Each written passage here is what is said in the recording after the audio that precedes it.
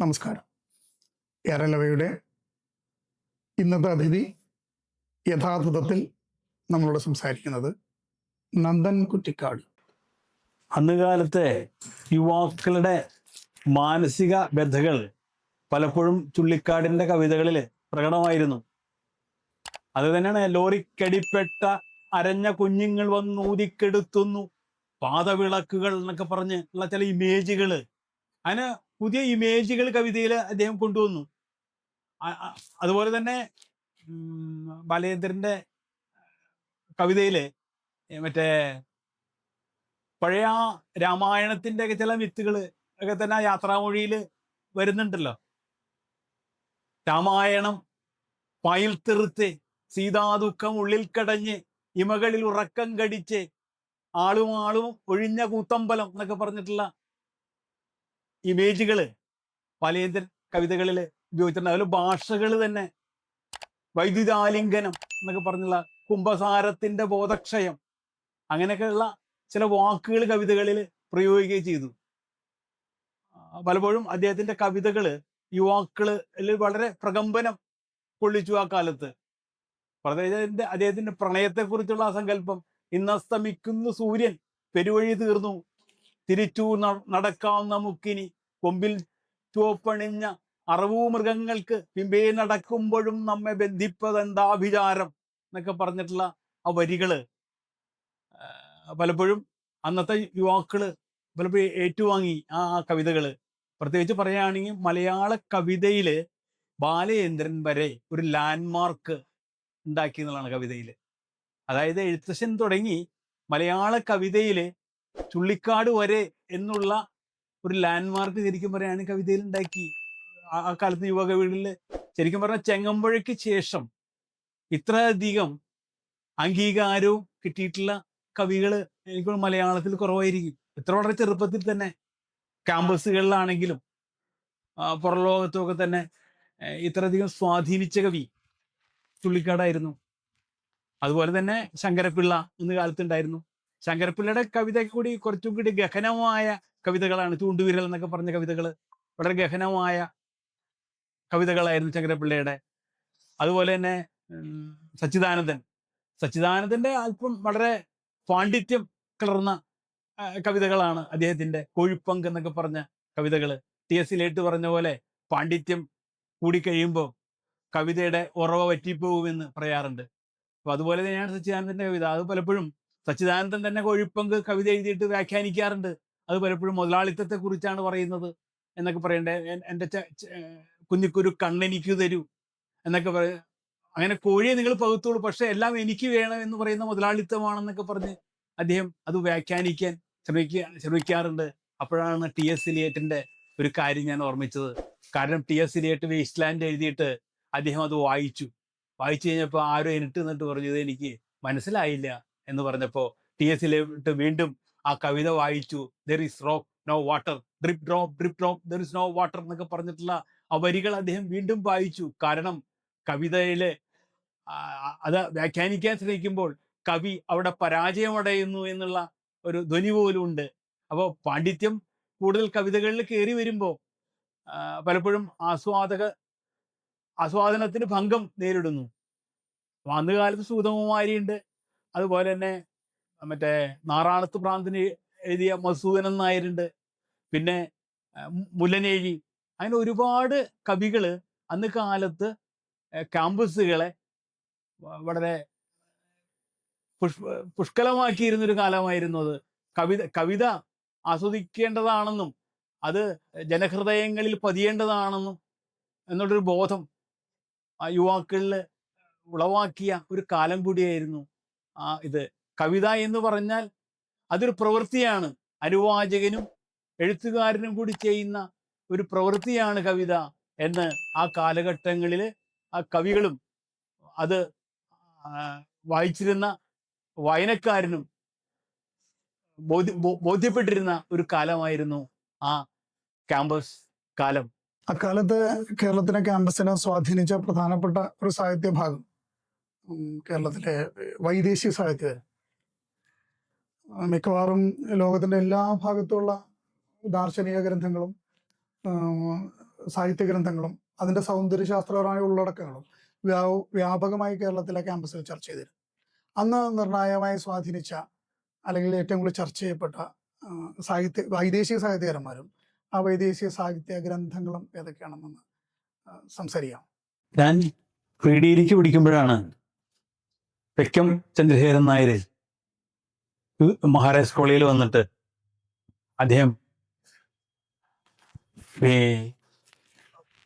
French സാഹിത്യത്തെക്കുറിച്ച് സാർത്ര, കാമു, കാഫ്കെ ഈ 3 പേരെ കുറിച്ച് വിശദമായി 3 മണിക്കൂർ സംസാരിച്ചിട്ടുണ്ടാവും.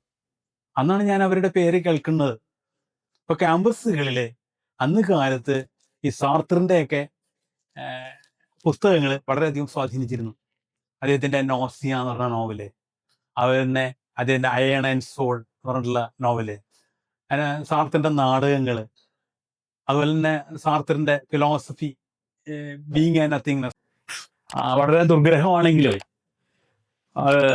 അന്ന് കാലത്ത് യുവാക്കളുടെ ഇടയിൽ ദഹിക്കാത്ത കുറെ ആശയങ്ങൾ അവരെന്തൊക്കെയോ മനസ്സിലേക്ക് കടന്നു വന്നിട്ടുണ്ടായിരുന്നു സാർത്തറിന്റെ. പിന്നെ ഉണ്ടായിരുന്നത് ഹെർമൻ ഹെസ്സെ. ഹെർമൻ ഹെസ്സയുടെ കാര്യത്തെ പറ്റി പറയുകയാണെങ്കിൽ അന്ന് ശരിക്കും ഈ അസ്തിത്വവാദത്തോടൊപ്പം തന്നെ വളർന്നു വന്നതാണ് നെക്സലൈറ്റ് കാഴ്ചപ്പാടുകൾ. അന്ന് പ്രേരണ അങ്ങനെയൊക്കെ പറഞ്ഞ മാസികകൾ അന്ന് ക്യാമ്പസുകളിൽ ഉണ്ടായിരുന്നു. അപ്പോൾ അതോടൊപ്പം തന്നെ ഈ ഇതിന്റെ കാര്യം പറയാൻ കാരണം ഈ ഹെർമൻ ഹെസ്സയുടെ നോവലിന്റെ പ്രത്യേകത എന്ന് വെച്ച് കഴിഞ്ഞാല് ആ സിദ്ധാർത്ഥ മറ്റേ നെക്സലൈറ്റ് ആയിരുന്ന സുബ്രഹ്മണ്യാസ് ഒരു 3-4 ആവർത്തി ഭരിക്കുന്നതിന് മുമ്പ് അത് വായിച്ചു എന്നതാണ് ആ നോവല്. അപ്പോൾ ഒരു കമ്മ്യൂണിസ്റ്റുകാരനാണെങ്കിലും ഒരു സ്പിരിച്വൽ ലോങ്ങിങ്, ഒരു ആത്മീയമായ അന്വേഷണം മനസ്സിന്റെ ഉള്ളിന്റെ ഉള്ളില് അവശേഷിക്കുന്നുണ്ട് എന്നുള്ളതാണ് അത് സൂചിപ്പിക്കുന്നത്. ഒരു ഒറ്റയാന്റെ അന്വേഷണം. അതുകൊണ്ടായിരിക്കണം അങ്ങേര് ആ പുസ്തകം അത്രയ്ക്ക് സ്വാധീനിച്ചതും 5-6 തവണ വായിച്ചു എന്ന് പറഞ്ഞത്. അതുപോലെ തന്നെ കസാൻസാക്കിസ് വന്ന് ഒരുപാട് ആളുകളെ ക്രിസ്തുവിന്റെ 6-ാം തിരുമുറിവ് എന്നൊക്കെ പറഞ്ഞ് അദ്ദേഹത്തിന്റെ ലാസ്റ്റ് ടെംപ്റ്റേഷൻ ഓഫ് ക്രൈസ്റ്റിന്റെ നാടകവൽക്കരണമൊക്കെ ഇവിടെ ഉണ്ടാവുകയും അങ്ങനെ കസാൻസാക്കിസും ഇവിടുത്തെ സാധാരണക്കാരന്റെ മനസ്സിലേക്ക് കടന്നു വരികയും അങ്ങനെ ഒരു കുറച്ച് എഴുത്തുകാര്, വിദേശ എഴുത്തുകാര് ഇവിടുത്തെ യുവാക്കളുടെ ഇടയിൽ കടന്നു വരികയും അവർക്ക് ആവേശം കൊടുക്കുകയൊക്കെ ചെയ്തിട്ടുള്ളൊരു കാലം ഉണ്ടായിരുന്നു, പ്രത്യേകിച്ച് ക്യാമ്പസുകളിൽ. അതാണ് പ്രത്യേകിച്ച് വിദേശ സാഹിത്യകാരന്മാരുടെ സ്വാധീനം ഉണ്ടായി എന്നൊക്കെ പറയുന്നത്. ഈ ഡേറ്റോസ്കിയെ പോലുള്ള ആളുകളുടെ രചനകളുടെ ഒരു വായന ആ കാലത്ത് നടന്നിട്ടുണ്ടോ? ദസ്തവിസ്കിയുടെ നോവലുകൾ ഉണ്ടായിട്ടുണ്ട്. മറ്റേ കരമസോവ് സഹോദരന്മാര്, ഒരുപാട് തർജ്ജമകൾ. ഡോസ്റ്റോവസ്കിയുടെ തർജ്ജമ വളരെ നേരത്തെ തന്നെ വന്നിരുന്നു. എനിക്കോട് കരമസോവ് സഹോദരന്മാരെ ആദ്യമായിട്ടൊക്കെ തർജ്ജമ ചെയ്ത് മറ്റേ എടപ്പള്ളി കരുണാകരമേനോനായിരുന്നു, വസന്തമാഷ അച്ഛൻ കരുണാകരമേനോനായിരുന്നു അത് ഡോസ്റ്റോവസ്കിയെ മലയാളത്തിലേക്ക് പരിചയപ്പെടുത്തിയത്. അപ്പോൾ അതുപോലെ തന്നെ അന്നത്തെ നിരൂപകന്മാര് ഡോസ്റ്റോവസ്കിയെ പരിചയപ്പെടുത്തുകയും ഡോസ്റ്റോവസ്കിയുടെ പക്ഷെ കൂടുതൽ വന്നത് എനിക്കൊണ്ട് ഈ കാലത്തും വന്നു. വേണുവിദേശമൊക്കെ തന്നെ ഡോസ്റ്റോവസ്കിയുടെ ഒരുപാട് കൃതികൾ തർജ്ജമ ചെയ്യുകയും മലയാളത്തിലേക്ക് വേണ്ടി തർജ്ജമ ചെയ്ത് വരികയൊക്കെ ചെയ്തിട്ടുണ്ട്. അപ്പൊ അവരൊക്കെ എന്നും വായിക്കപ്പെടുന്ന എഴുത്തുകാരാണ്. അതുകൊണ്ടാണ് നോവലിന്റെ മൗലികതയാണ് അവരെന്നും വായിക്കപ്പെടുന്നത്, അവരുടെ കൃതികള്. മനഃശാസ്ത്രം ഒരു വിഷയം എന്നുള്ള നിലയ്ക്ക് സാഹിത്യത്തിനും രാഷ്ട്രീയത്തിനും സൗന്ദര്യശാസ്ത്രത്തിനൊപ്പം ചർച്ച ചെയ്യപ്പെട്ടൊരു കാലമാണ് 80. കേരളത്തിലെ സ്പിരിച്വാലിറ്റിക്കും മറ്റ് ഭൗതിക മേഖലകൾക്കിടക്കുള്ള ബ്രിഡ്ജായിട്ട് ഗുരു നിത്യതിനിതയെ പോലുള്ള ആളുകൾ മനഃശാസ്ത്രത്തിന്റെ പശ്ചാത്തലത്തിൽ പലതും എഴുതുകയും അത് ആളുകളെ സ്വാധീനിക്കാൻ ചെയ്യാൻ തുടങ്ങിയ ഒരു കാലം ഉണ്ടായിരുന്നു. അപ്പോൾ അക്കാലത്ത് എങ്ങനെയാണ് ഈ മനഃശാസ്ത്ര വിഷയങ്ങളുടെ പുതിയതായിട്ട് ഇൻട്രൊഡ്യൂസ് ചെയ്യപ്പെടുന്ന മനഃശാസ്ത്ര വിശകലനങ്ങളുടെ കാര്യങ്ങളെ സാധാരണ വിദ്യാർത്ഥികൾ സമീപിച്ചത്? നിത്യനിധിയാണ് മനഃശാസ്ത്രം, അത് പ്രത്യേകിച്ച് ഇന്ത്യൻ മനഃശാസ്ത്രം എന്നുള്ളതിനെ പറ്റി ഒരു ഗവേഷണം അദ്ദേഹം നടത്താൻ ശ്രമിച്ചത്. അദ്ദേഹം സന്യാസിമാരെ വെച്ചിട്ട് അവരുടെ തലച്ചോറിലെ ചില ഗാമ അങ്ങനെയൊക്കെയുള്ള ചില വേവ്സിനെ പറ്റി പഠനം നടത്താനും അവരൊരു ചില്ലുകൂട്ടിലിട്ട് അത് ചില പരീക്ഷണങ്ങൾ നടത്താനൊക്കെ അദ്ദേഹം ശ്രമിച്ചു. അതോടൊപ്പം തന്നെ മറ്റേ പതഞ്ജലിയുടെ ഒക്കെ യോഗസൂത്ര ഒക്കെ എടുത്തുകൊണ്ട് മനസ്സിനെ പറ്റി ഫ്രോയിഡിനൊക്കെ മുമ്പ് തന്നെ ഇവിടുത്തെ യോഗിമാര് ചിന്തിച്ചിരുന്നു എന്നൊക്കെ പറഞ്ഞിട്ട് അദ്ദേഹം അതിനെക്കുറിച്ച് ലേഖനങ്ങളൊക്കെ എഴുതിയിട്ടുണ്ടായിട്ടുണ്ട്. പ്രത്യേകിച്ച് ചിത്തവൃത്തി നിരോധം യോഗം എന്നാണ് പതഞ്ജലി സൂത്രത്തില്. ചിത്തവൃത്തികൾ ഉണ്ടാകുന്നു മനസ്സിൽ. അപ്പോൾ മറ്റേ ബാഹ്യമായ കാര്യങ്ങളിൽ ഇടപെടുമ്പോൾ നമ്മുടെ മനസ്സിൽ ഇപ്പോൾ ഒരാൾ നമ്മൾ ചീത്ത പറയുമ്പോൾ നമുക്ക് വിഷമം ഉണ്ടാവുന്നു, ഒരാൾ നമ്മളെ പുകഴ്ത്തി പറയുമ്പോൾ നമുക്ക് സന്തോഷമാവുന്നു. അപ്പം മറ്റൊരാൾ ആണ് നമ്മുടെ സുഖത്തിൻ്റെയും സന്തോഷത്തിൻ്റെയും റിമോട്ടാകുന്നത്. അപ്പൊ ഈ ചിത്തവൃത്തികളുടെ നിരോധമാണ് യോഗം. അപ്പൊ ആ മനസ്സിനെ നിയന്ത്രിക്കലാണ് വേണ്ടത് എന്ന് പറഞ്ഞിട്ടുള്ള ചില നിരീക്ഷണങ്ങൾ നിത്യേനദി നടത്തുന്നുണ്ടായിരുന്നു. അതുപോലെ തന്നെ സത്വഗുണം, തമോ ഗുണം, രജോ ഗുണം എന്നൊക്കെ പറഞ്ഞിട്ട് നമ്മുടെ വേദാന്തത്തിലേക്ക് ഉള്ളത് മറ്റേ മറ്റേ ദർശനങ്ങൾ, പാശ്ചാത്യ യൂങ്ങിന്റെ ഒക്കെ ദർശനങ്ങളുമായിട്ട് ബന്ധമുണ്ട്. പ്രത്യേകിച്ച് അദ്ദേഹത്തിന്റെ ഇൻട്രോവർട്ട് ആൻഡ് എക്സ്ട്രോവർട്ട് അതൊക്കെ ആയിട്ടുള്ള ബന്ധത്തെ കുറിച്ചൊക്കെ നിത്യേനദി ഒരുപാട് എഴുതിയിട്ടുണ്ട്. മറ്റേ യൂങ് ആണ് ശരിക്കും ഭാരതീയ മറ്റേ ദർശനങ്ങൾ ഉൾക്കൊണ്ട, ഉപനിഷത്തുകളൊക്കെ ഉൾക്കൊണ്ട ഒരു മനഃശാസ്ത്രജ്ഞനായിരുന്നു യൂങ്.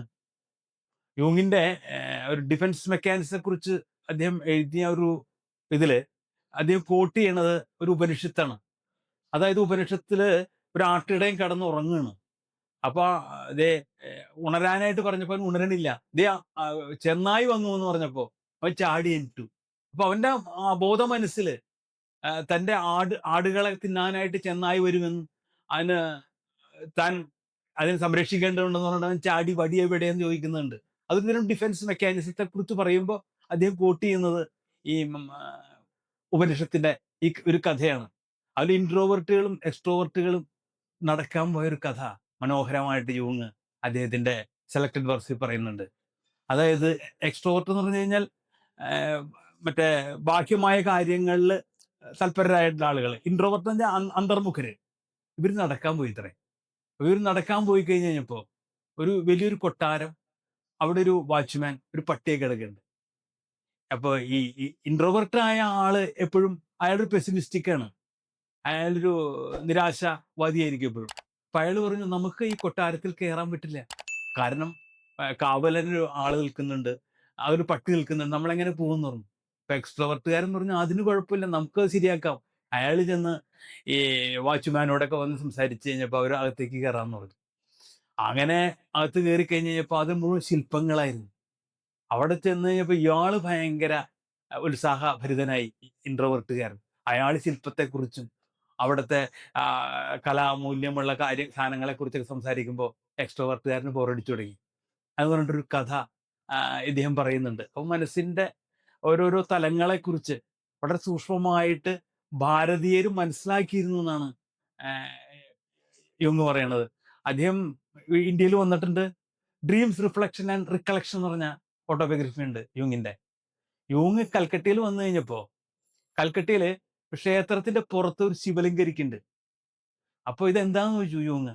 അപ്പോൾ ഉടനടി പൂജാരി സ്വകാര്യത്തിൽ പറഞ്ഞു ശിവലിംഗം എന്ന് പറഞ്ഞു. ഉടനടി യൂങ് പറഞ്ഞു, ഈ ഇന്ത്യക്കാര് സെക്സ് സപ്രസ് ചെയ്ത് തുടങ്ങി. പണ്ട് അവർ സെക്സ് സപ്രസ് ചെയ്യായിരുന്നില്ല, കാരണം ഇവിടുത്തെ ശില്പങ്ങളിലൊക്കെ തന്നെ ആ സെക്സ് ഒക്കെ അവർ പ്രദർശിപ്പിച്ചിരുന്നു.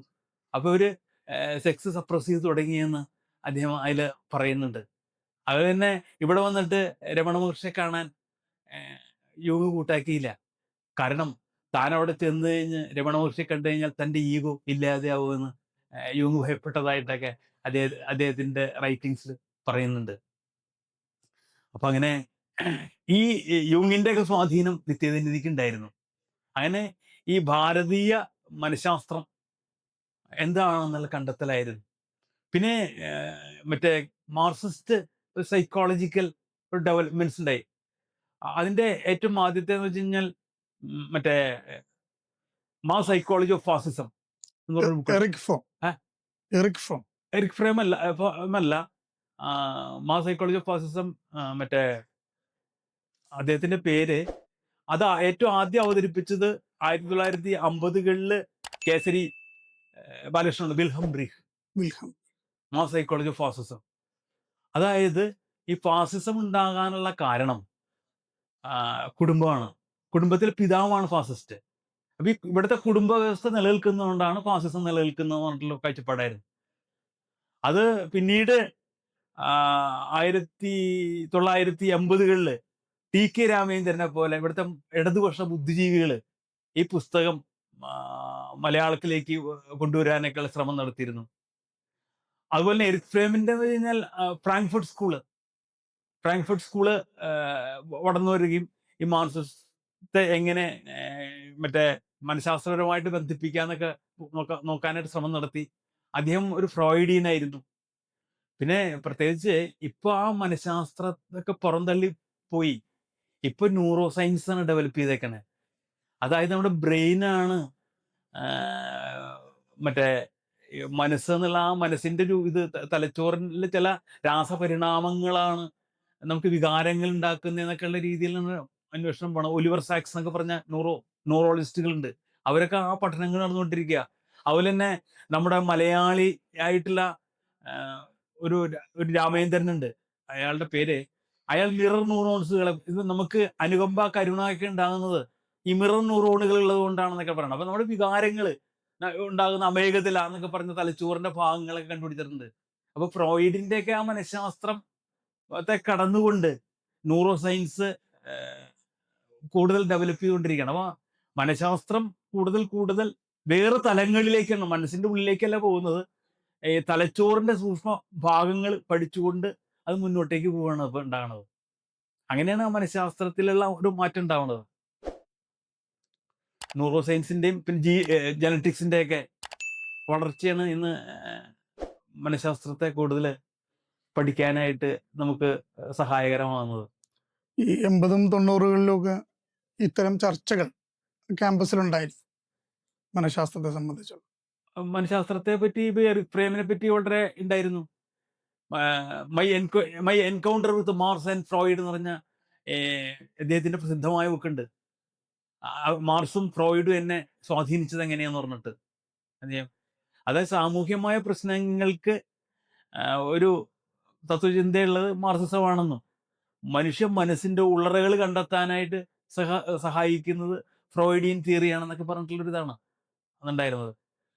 അപ്പൊ അതുകൊണ്ട് ഒരു ഇടതുപക്ഷ ബുദ്ധിജീവികൾ പലപ്പോഴും എറിക് ഫ്രേമിനെ ചർച്ച ചെയ്തിരുന്നു.